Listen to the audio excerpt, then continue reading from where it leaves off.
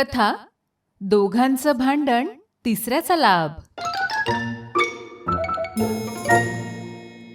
एका गावात 2 मांजरी राहत होत्या. एकीचं नाव होतं सोनी आणि दुसरीचं नाव होतं मोनी. सोनी पांढरी शुभ्र होती तर मोनी काळी भोर होती. तशा त्या दोघी खूप चांगल्या मैत्रिणी होत्या. दिवसभर त्या एकत्र खेळायच्या, उन्हात लोळायच्या आणि एकमेकींची शेपूट पकडून मस्ती करायच्या. पण एके दिवशी काय झालं, सकाळपासून त्या दोघींना खायला काहीच मिळालं नाही. दुपार झाली. पोटात भुकेचा आगडोंब उसळला होता. त्या अन्नाच्या शोधात म्याव म्याव करत इकडे तिकडे फिरत होत्या. फिरता फिरता त्या एका घराच्या खिडकीजवळ आल्या. स्वयंपाकघराच्या खिडकीच्या कट्ट्यावर गरमागरम खमंग वासाची भाकरी ठेवली होती. त्या भाकरीचा वास नाकात शिरताच दोघींच्या तोंडाला पाणी सुटलं. सोनी ओरडली, मोनी बघ ती भाकरी. मोनीनेही पाहिलं. क्षणाचाही विलंब न लावता दोघींनी एकदम झडप घातली आणि ती भाकरी खाली जमिनीवर पडली. सोनीने भाकरीवर पहिला पंजा मारला आणि म्हणाली, ही भाकरी माझी आहे. मी हिला आधी पाहिलं होतं. मोनीने लगेच भाकरी दुसऱ्या बाजूने ओढली आणि ओरडली, नाही ही माझी आहे. मी हिला आधी उचललंय, त्यामुळे ही मलाच मिळणार. सोनी रागाने फुरफुरली, तू खोटं बोलतीयेस. माझी नजर आधी पडली म्हणून ती माझी. मोनीनं नख बाहेर काढली, खबरदार जर हात लावलास तर आता भांडण होईल. दोघींमध्ये त्या एका भाकरीवरून जोरदार भांडण सुरू झालं. दोघी एकमेकींवर गुरगुरल्या, म्याव म्याव आवाज करत त्या भांडू लागल्या.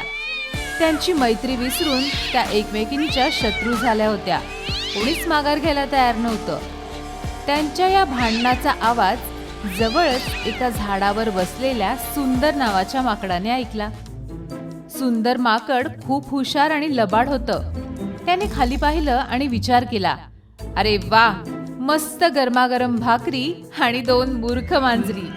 आज तर आपलं काम झालं. फुकटात मेजवानी मिळणार. सुंदर उडी मारून खाली आला. त्याने अतिशय भोळा चेहरा केला आणि म्हणाला, अरे रे सोनीताई, मोनीताई, तुम्ही अशा का भांडताय? तुम्ही तर बहिणीसारख्या आहात ना? सोनी रडवेल्या आवाजात म्हणाली, सुंदर दादा बघ नाही मोनी, माझी भाकरी हिसकावून घेतीये. मोनी ओरडली, नाही ही खोटं बोलतीये, भाकरी माझी आहे. सुंदर गालातल्या गालात हसला. तो म्हणाला, शांत व्हा, शांत व्हा. भांडणानं काहीच मिळत नाही. मी तुमचा हा प्रश्न क्षणात सोडवू शकतो. मी या जंगलाचा न्यायाधीश आहे. मी या भाकरीचे 2 सारखे तुकडे करून तुम्हा दोघींना बरोबर वाटून देईल. चालेल ना?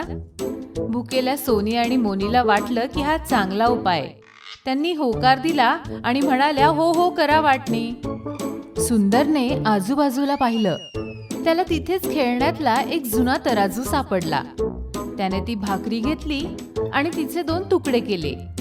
पण लबाडी म्हणजे त्याने मुद्दाम एक तुकडा मोठा आणि एक तुकडा लहान केला. त्याने तराजूच्या एका पारड्यात एक तुकडा आणि दुसऱ्या पारड्यात दुसरा तुकडा टाकला. साहजिकच ज्या बाजूला मोठा तुकडा होता ते पारडं खाली झुकलं. सुंदर चिंतेचं नाटक करत म्हणाला, अरे रे बघा, हे पारडं जड झालं. ह्यात भाकरी जास्त आहे. थांबा, मी हे बरोबर करतो. असं म्हणून त्याने त्या जड तुकड्यातून एक मोठा लचका तोडला आणि चप चप चप करत मजेत खाऊन टाकला. आता काय झालं, ज्या पारड्यातून त्यानं खाल्लं ते पारडं आता हलकं झालं आणि त्याच्यामुळे दुसरं पारडं खाली झुकलं. सुंदरनी डोळे मोठे केले. अरे देवा, आता ही बाजू जड झाली. काही काळजी करू नका, मी हे पण बरोबर करतो. असं म्हणून त्याने दुसऱ्या तुकड्यातूनही मोठा लचका तोडला आणि तो खाऊन टाकला. सोनी मोनी हे सगळं बघतच राहिल्या. त्यांची मान इकडून तिकडे फिरत होती. सुंदरची युक्ती चालूच होती. ह्या बाजूला जास्त, आता त्या बाजूला जास्त. असं करता करता ती मोठी भाकरी आता संपत आली होती आणि तिचे फक्त छोटे 2 तुकडे राहिले होते. सोनी आणि मोनीला आता संशय आला. त्यांची भूक वाढली होती आणि भाकरी गायब होत होती. सोनी घाबरून म्हणाली, सुंदर दादा आता बास कर. जी उरलीये ती आम्हाला देऊन टाक, आम्ही वाटून घेऊ. सुंदरने उरलेल्या त्या 2 लहान तुकड्यांकडे पाहिलं आणि म्हणाला, काय देऊन टाकू? अरे मी एवढा वेळ तुमच्यासाठी मेहनत केली, तराजू पकडला, न्याय केला, त्याची मजुरी, फी नको का मला? हे उरलेले 2 तुकडे माझी फी आहे. असं म्हणून सुंदरने ते 2ही तुकडे पटकन तोंडात टाकले आणि खदाखदा हसत पुन्हा झाडावर पळून गेला. बिचारी सोनी आणि बिचारी मोनी, त्यांच्या समोर त्यांची भाकरी एका तिसऱ्यानेच फस्त केली होती. भांडणाच्या नादात त्यांना अन्नाचा एकही कण मिळाला नाही. त्या दोघी एकमेकींकडे बघत ओशाळल्या. त्यांना त्यांची चूक समजली की आपण जर आपसात भांडलो नसतो आणि समजुतीने अर्धी अर्धी भाकरी खाल्ली असती तर आज आपण उपाशी राहिलो नसतो. त्या दिवशी त्यांनी ठरवलं की यापुढे कधीही भांडायचं नाही.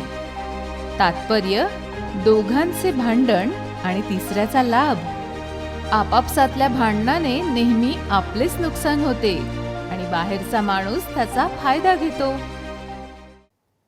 कथा, गाणारे गाढव. एका गावात एक धोबी होता आणि त्याच्याकडे धोंडू नावाचे एक गाढव होते. धोबी दिवसभर त्याच्याकडून खूप काम करून घ्यायचा, पण त्याला पोटभर खायला द्यायचा नाही. त्यामुळे धोंडू नेहमी भुकेलेला आणि दुबळा झाला होता. रात्री धोबी त्याला चरण्यासाठी मोकळं सोडत असे. असंच भटकत असताना धोंडूची मैत्री चंपू नावाच्या एका कोल्ह्याशी झाली. दोघेही रात्री अन्नाच्या शोधात एकत्र फिरू लागले. एके रात्री चंपू कोल्हा धोंडूला म्हणाला, मित्रा, मला एक अशी जागा माहितीये जिथे आपल्याला पोटभर खायला मिळेल. जवळच एक काकडीचं शेत आहे. तिथे खूप ताज्या आणि रसरशीत काकड्या लागल्यात. दोघेही मित्र त्या शेतात शिरले. मनसोक्त काकड्या खाल्ल्यामुळे काही दिवसातच धोंडू गाढव चांगलंच गुटगुटीत झालं. अशीच एक पौर्णिमेची रात्र होती. स्वच्छ चांदणं पडलं होतं. पोटभर काकड्या खाल्ल्यानंतर धोंडू खूप खुश झाला. तो आनंदाने चंपू कोल्ह्याला म्हणाला, मित्रा बघ, किती सुंदर रात्र आहे. आज माझं मन इतकं प्रसन्न झालंय की मला एक छान गाणं गायची इच्छा होतीये. हे ऐकताच चंपू कोल्हा घाबरला. तो म्हणाला, अरे मूर्खा, हे काय बोलतोयस? आपण इथे चोरी करायला आलोय. जर तू ओरडायला लागलास तर तुझा आवाज ऐकून शेतकरी जागा होईल आणि आपल्याला चांगला चोप देईल. गप्प बस. आपल्या आवाजाची तारीफ करण्याऐवजी चंपू कोल्हा आपल्याला मूर्ख म्हणाला. हे ऐकून धोंडूला राग आला. तो गर्वाने म्हणाला, तुला संगीतातलं काय कळतंय? माझा आवाज किती मधुर आहे हे तुला माहित नाही. आज तर मी गाणारच. चंपू कोल्ह्याने ओळखलं की हा मूर्ख गाढव काही ऐकणार नाही. तो स्वतःचा जीव वाचवण्यासाठी म्हणाला, ठीक आहे बाबा, गा तू, पण गाण्याआधी मला कुंपणाच्या बाहेर जाऊ दे. मी तिथे उभा राहून बघतो की कोणी येतंय की नाही. असं बोलून चंपू कोल्हा तिथून पळाला आणि लांब एका झाडीत लपून बसला. इकडे धोंडू गाढवानं एक दीर्घ श्वास घेतला आणि आपलं तोंड वर करून कर्कश आवाजात ओरडायला, म्हणजे त्याच्यामध्ये गायला सुरुवात केली. गाढवाचा तो विचित्र आवाज ऐकून जवळच झोपलेला शेतकरी जागा झाला. त्याला समजलं की कोणीतरी त्याच्या शेतात शिरलंय. तो हातात एक मोठी काठी घेऊन धावतच शेतात आला. त्यानं पाहिलं की एक गाढव त्याच्या शेतातील काकड्या खाऊन मस्त गात उभय. शेतकऱ्याचा राग अनावर झाला. त्याने त्या गाढवाला इतकं मारलं की धोंडू गाढव वेदनेने विव्हळू लागलं आणि इतक्यावरच न थांबता त्या शेतकऱ्याने त्याला शिक्षा म्हणून एक मोठं जातं त्याच्या गळ्यात बांधलं. मार खाऊन लंगडत लंगडत आणि गळ्यात ते जड जातं घेऊन धोंडू गाढव कसं बस शेताच्या बाहेर पडलं. त्याला असं बघताच चंपू कोल्हा बाहेर आला आणि त्याची फिरकी घेत म्हणाला, वा मित्र वा, काय सुंदर गायलास. तुझ्या गाण्याने शेतकरी इतका खुश झाला की त्याने तुला बक्षीस म्हणून गळ्यात तगडी हार घातला. वा, अभिनंदन. चंपूचं हे बोलणं ऐकून धोंडूला आपली चूक समजली, पण तोपर्यंत वेळ निघून गेली होती. या गोष्टीचं तात्पर्य काय?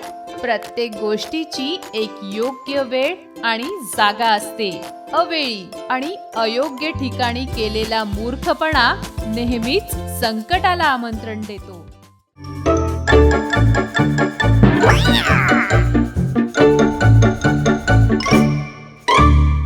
कथा हुशार कावळा. फार वर्षांपूर्वीची गोष्ट आहे.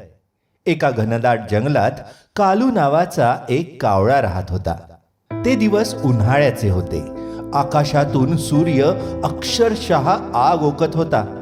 दुपारची वेळ होती आणि उन्हामुळे जंगलातील सर्व प्राणी पक्षी झाडांच्या सावलीत लपून बसले होते. नद्या, ओढे आणि तलाव सुकून गेले होते. जमिनीला भेगा पडल्या होत्या. कालू कावळ्याला प्रचंड तहान लागली होती.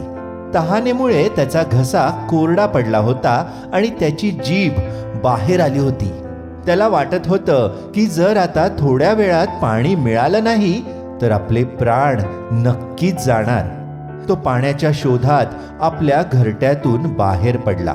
काव काव, पाणी पाणी करत तो वणवण भटकत होता. त्याने नदीवर जाऊन पाहिलं. नदी कोरडी होती. तलावात पाहिलं, तिथे फक्त चिखल होता. विहिरीमध्ये डोकावलं, तीही आटली होती. तो खूप थकला होता. त्याचे पंख जड झाले होते. उडण्याची ताकद संपत आली होती. निराश होऊन तो एका झाडाच्या फांदीवर बसला. त्याचे डोळे मिटू लागले होते.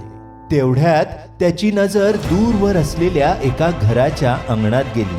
तिथे एका झाडाखाली त्याला एक मातीचा माठ दिसला. पाण्याचं भांड पाहून त्याच्या अंगात नवी शक्ती आली. त्याने पंख फडफडवले आणि तो झेप घेऊन त्या घराच्या अंगणात माठाच्या काठावर जाऊन बसला. त्याने उत्सुकतेने माठाच्या आत डोकावून पाहिलं. त्याला पाणी दिसलं. हुश, पाणी.